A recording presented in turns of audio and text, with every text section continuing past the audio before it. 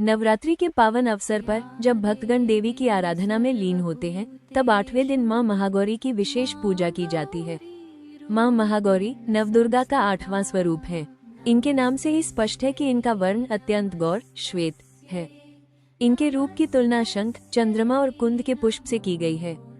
मां महागौरी की 4 भुजाएं हैं। दाहिने ऊपर का हाथ अभय मुद्रा में, दाहिने नीचे के हाथ में त्रिशूल, बाएं ऊपर के हाथ में डमरू और बाएं नीचे का हाथ वर मुद्रा में रहता है। इनकी मुद्रा अत्यंत शांत, सौम्य और करुणामयी होती है। ऐसी दिव्य और शांत स्वरूप वाली मां महागौरी की एक अत्यंत पवित्र कथा प्रचलित है।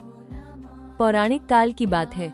हिमालय की पुत्री मां पार्वती के हृदय में बचपन से ही भगवान शिव को पति रूप में पाने की गहरी इच्छा थी। इस संकल्प को पूरा करने के लिए उन्होंने कठोर तपस्या का मार्ग चुना।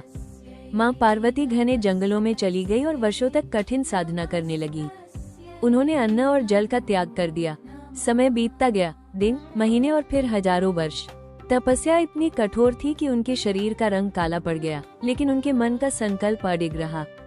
उनकी इस अटूट भक्ति और तपस्या से अंततः भगवान शिव प्रसन्न हुए। वे उनके सामने प्रकट हुए और उनकी निष्ठा देखकर उन्हें अपनी पत्नी के रूप में स्वीकार कर लिया। इसके बाद महादेव ने स्नेहपूर्वक गंगा के पवित्र जल से मां पार्वती का अभिषेक किया।